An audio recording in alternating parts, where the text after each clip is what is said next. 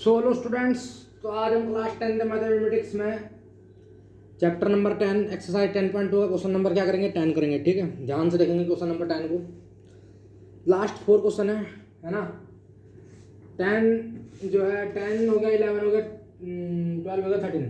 तो हमारे पास कितने हैं, 4 क्वेश्चन का बचे हुए हैं। ठीक है, तो 10वां क्वेश्चन क्या कहता है, ध्यान से देखो। प्रश्नावली 10.2 का सिद्ध कीजिए कि किसी बाह्य बिंदु से, ठीक है, सिद्ध कीजिए कि किसी बाह्य बिंदु से मतलब बाहर का बिंदु है, बाह्य बिंदु से किसी वृत्त पर खींची गई स्पर्श रेखाओं के बीच का कोण है ना। बाह्य बिंदु से किसी वृत्त पर खींची गई स्पर्श रेखाओं के बीच का कोण स्पर्श बिंदुओं को मिलाने वाले रेखाखंड द्वारा केंद्र पर अंतरित कोण का संपूरक होता है। ठीक है, क्वेश्चन करने वाला ये कह रहा है कि भाई बाह्य बिंदु से क्या है, वृत्त पर एक स्पर्श रेखा खींची गई है ना। बाह्य बिंदु से किसी वृत्त पर खींची गई स्पर्श रेखाओं के बीच का कोण स्पर्श बिंदु को मिलाने वाले रेखाखंड द्वारा केंद्र पर अंतरित कोण का संपर्क होता है, यानी कि 180 डिग्री में दिखाना है। ठीक है, बात समझ में आई। क्यों क्या कर रहा है, बाह्य बिंदु से किसी वृत्त पर खींची गई स्पर्श रेखाओं के बीच का जो कोण है, एंगल, वो स्पर्श बिंदु को मिलाने वाले रेखाखंड द्वारा केंद्र पर अंतरित कोण का संपर्क होता है। ठीक है, ठीक है ना। तो ध्यान से देखते हैं कैसे करेंगे।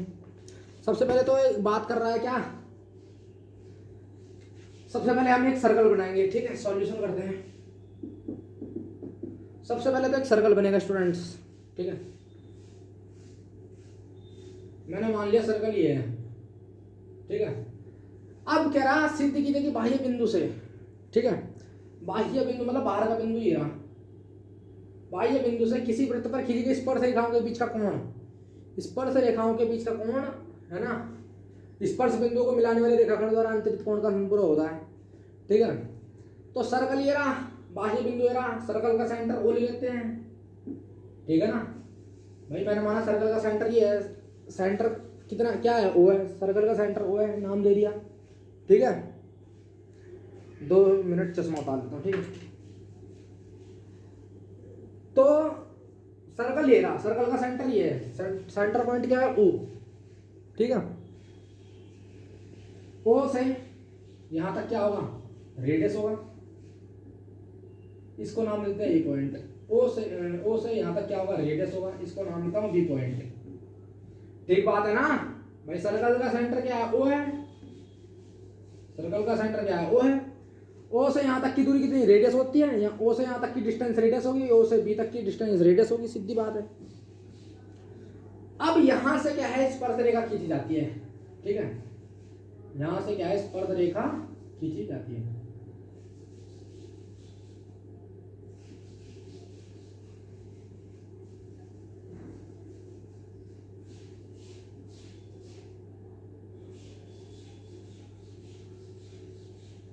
यहां से स्पर्श रेखा खींच दी और यहां से भी स्पर्श रेखा खींच दी।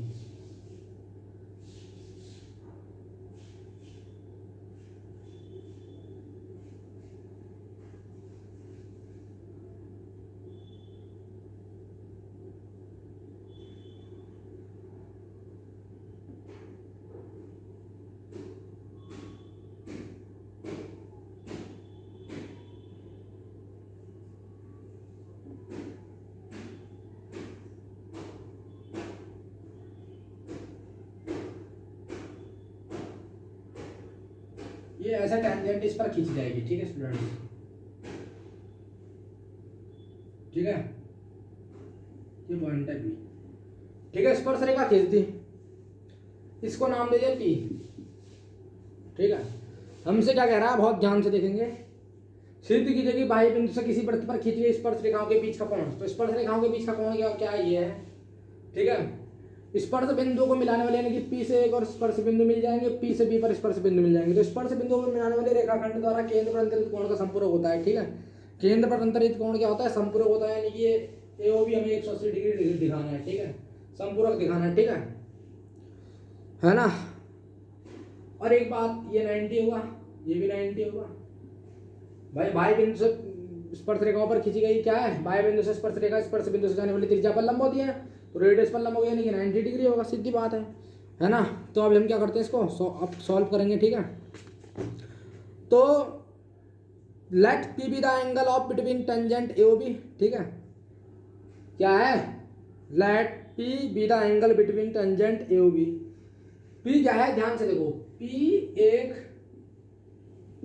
बाह्य बिंदु, पी ए और पी बी स्पर्श रेखाएं हैं।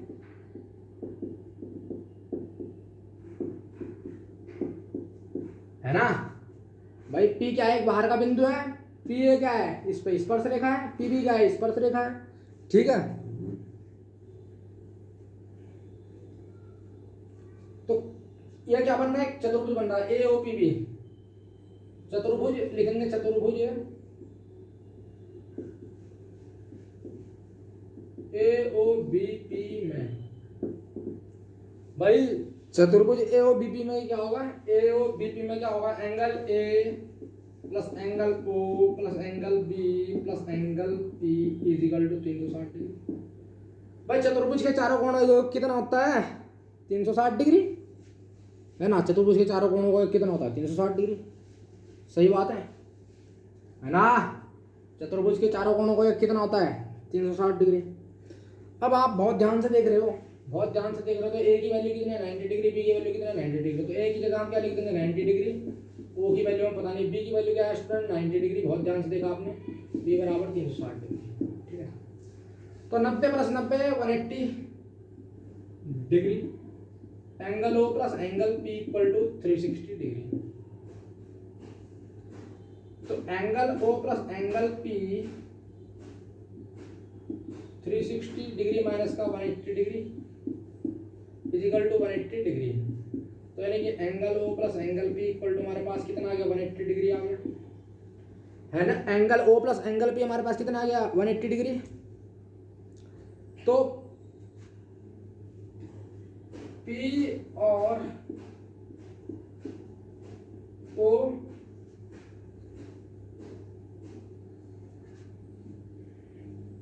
है ना, तो पी और ओ इनका योग कितना आ गया, 180 डिग्री आ गया। भाई संपूरक कोण कौन होता है, जिन दोनों का योग, जिन दोनों कोणों का योग कितना हो, 180 डिग्री हो, वो संपूरक कोण हो जाता है। ठीक है भाई, संपूरक कोण किसे कहते हैं, जिन दोनों कोणों का योग 180 डिग्री हो, तो वो क्या कहलाता है, संपूरक कोण। तो angle O plus angle P कितना आ गया, 180 डिग्री आ गया। तो हम कह सकते हैं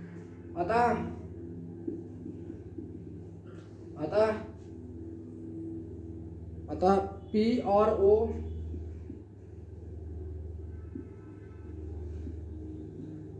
संपूरक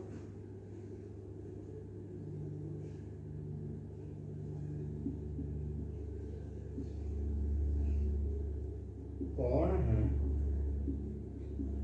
ठीक है, तो अतः P और O क्या है, संपूरक कोण है ना। O प्लस P हमने कितना दिखा दिया, 180 डिग्री। तो क्या देंगे हम, hence P and O are supplementary. ठीक है, hence P and O are supplementary, यानी कि अतः P और O कितना है, क्या है, संपूरक कोण है, क्योंकि दोनों कोणों को कितना 180 डिग्री, 180 डिग्री हो गया। तो हम कह सकते हैं, वैसे सीधी बात है, संपूरक P और O क्या है, संपूरक कोण है। और ये हमें क्या करना था, सिद्ध करना था, है ना। देखो ना, सिद्ध कीजिए, किसी बाह्य बिंदु से किसी वृत्त पर किसी के स्पर्श रेखाओं के बीच का कोण, स्पर्श बिंदु को मिलाने वाले रेखाखंड द्वारा केंद्र पर अंतरित कोण का संपूरक होता है। ये केंद्र P पॉइंट है, ये O के क्या है, केंद्र है ना। तो स्पर्श बिंदु को मिलाने वाले रेखाखंड द्वारा केंद्र पर अंतरित कोण का संपूरक होता है, केंद्र पर अंतरित कोण का संपूरक ही है P एंगल O। ठीक है, एंगल P जो है O का क्या है, सप्लीमेंट्री एंगल है, केंद्र पर क्या है, O है। ठीक है, तो अतः P और O क्या है, संपूरक कोण है। तो pause at the video, note it down. अगला क्वेश्चन करते हैं स्टूडेंट्स।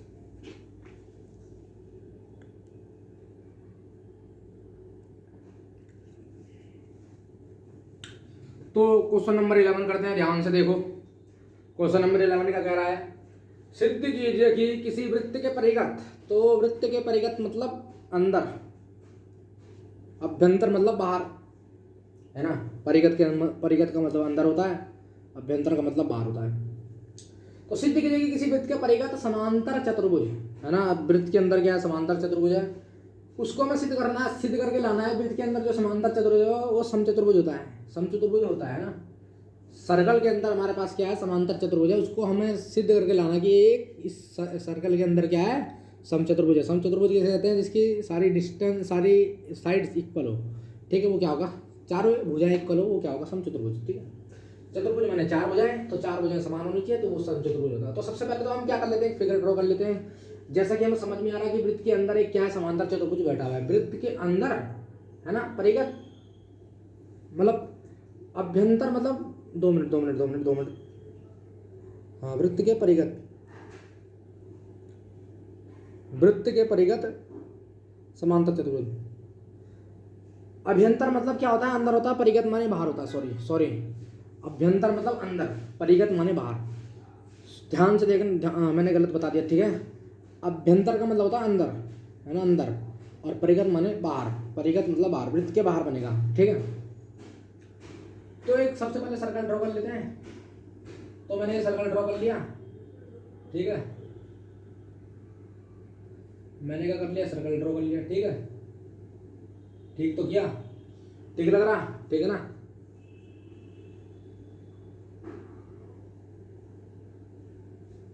ठीक है, एक सर्कल है ना, सर्कल के बाहर समांतर चतुर्भुज है। इस पॉइंट पे टेंजेंट डालेंगे, एक इस पॉइंट पे डालेगी, मतलब ये समचतुर्भुज बनेगा, समांतर चतुर्भुज बनेगा। ठीक है,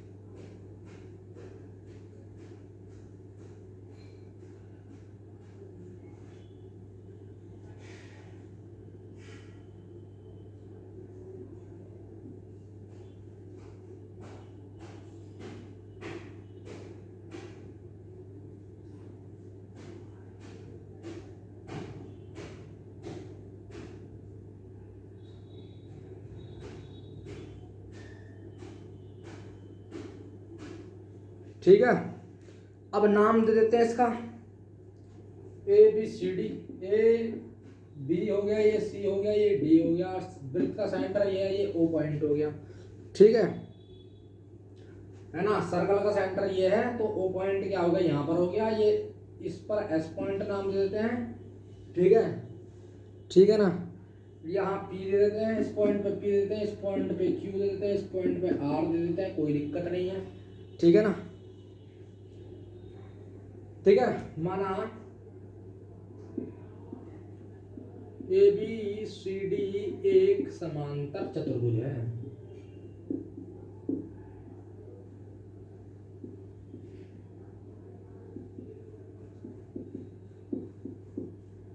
तो माना एबीसीडी क्या है, हमारा समांतर चतुर्भुज है। ठीक है, वृत्त के बाहर ए बी सी डी एक क्या है, समांतर चतुर्भुज है। और सर्कल का सेंटर ओ है, ये S P Q R S point मैंने अपने आप से माने हैं। ठीक है, बड़ी गर्मी हो रही स्टूडेंट्स। ठीक है, तो हमारे पास गिवन क्या है भाई, ए बी बराबर क्या होगा, सी डी होगा। समांतर चतुर्भुज क्या होता है, जिसके आमने सामने की भुजाएं समान हो। ए बी बराबर सी डी होगा, सीधी बात है। और ए डी बराबर बी सी होगा। भाई इतनी बात तो पता ही है आपको, आमने सामने की भुजाएं समान है तो समांतर चतुर्भुज है। तो ए बी बराबर क्या है, सी डी। ए डी बराबर क्या है, बी सी, कोई दिक्कत नहीं। अब एपी बराबर क्या होगा हमारे स्टूडेंट्स, ध्यान से देखेंगे। एपी बराबर हमारा एस होगा, कारण अभी बताऊंगा। बीपी बराबर हमारा क्या होगा, बी क्यू होगा। और सी आर बराबर हमारा सी क्यू होगा। और डी आर बराबर हमारा क्या होगा, डी एस होगा। क्या है रीजन, चेक करो रीजन क्या है हमारे पास, क्या है रीजन देंगे। बाह्य बिंदु से एक मान लेते इसको, दो मान लेते इसको, तीन मान लेते इसको, चार मान लेते इसको। ध्यान से देखो तो क्या लिखेंगे, बाह्य बिंदु से, बाह्य बिंदु से किसी वृत्त पर खींची गई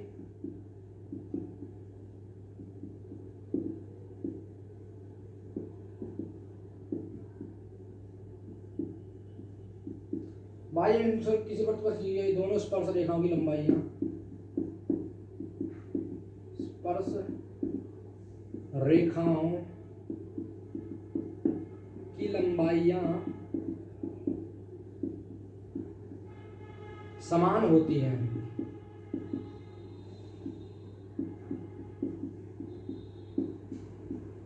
तो बाह्य बिंदु से किसी वृत्त पर खींची गई दोनों स्पर्श रेखाओं की लंबाइयां समान होती हैं। मैंने थ्योरी में पढ़ाई थी आपको, यानी कि एपी बराबर एस हो जाएगा स्टूडेंट्स, तो बीपी बराबर बीक्यू हो जाएगा। सिमिलरली सी आर बराबर सी क्यू और डी आर बराबर कितना डी एस। सीधी बात है ना। मैं क्या करता हूँ, इन चारों को ऐड कर लेता हूँ। तो ऐड इक्वेशन 1 + 2 + 3 + 4। मैंने 1 2 3 4 को क्या करता हूँ, एक ऐड कर लेता हूँ। आरएचएस के साथ, एलएचएस के साथ, AP plus BP, AP plus BP plus CR plus DR should be equal to S plus BQ. ये बराबर है किसके, S plus BQ plus CQ plus DS. तो ध्यान से देखो, सीएस प्लस डीएस, ध्यान से देखो फिर। AP plus BP should be equal to हमारा कितना, एपी प्लस बीपी, ए भी हो जाएगा। CR plus DR, CR plus DR CD, है ना।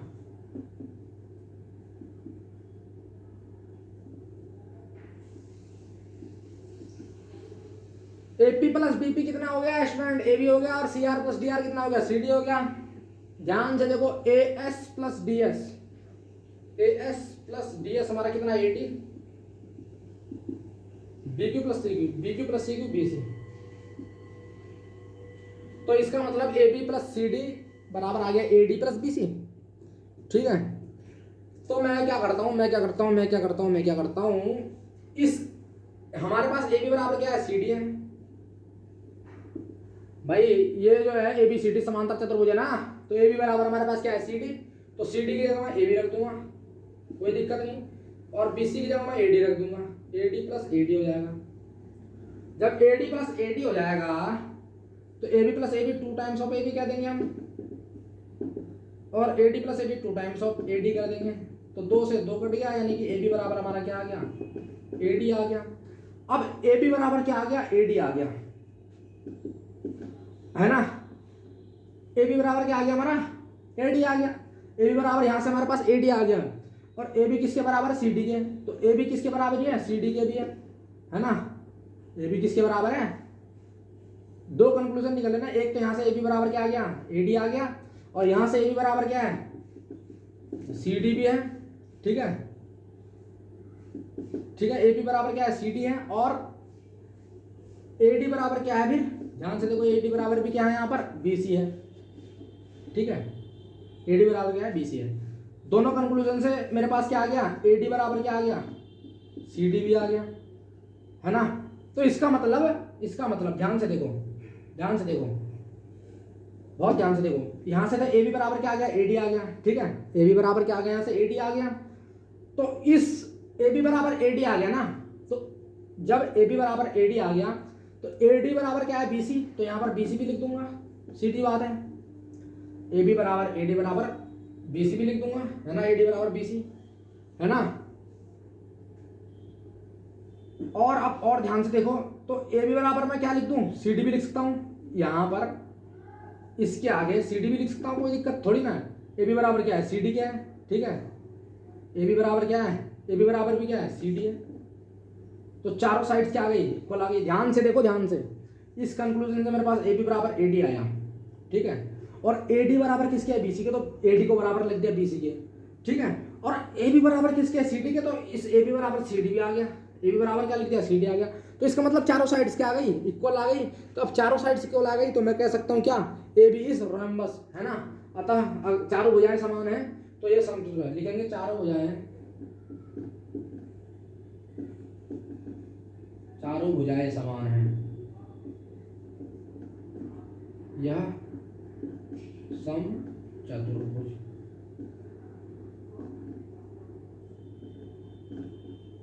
तो चारों भुजाएं समान है या समचतुर्भुज, हैंस प्रूव्ड। भाई हैंस प्रूव्ड, चेक कर लो। ए बी बराबर आ गया, ए डी बराबर आ गया, बी सी बराबर आ गया, सी डी बराबर आ गया, चारों भुजाएं बराबर आ गई, ठीक है ना। चारों भुजाएं जब बराबर आ गई तो क्या हो गया, समचतुर्भुज हो गया। वही हमें क्या करना था, सिद्ध करना था। तो स्टूडेंट मिलते हैं अपने नेक्स्ट लेक्चर में, तब तक के लिए बेटा goodbye, see you take care, thank you student. Video पसंद आया लाइक कीजिए, चैनल को सब्सक्राइब कीजिए।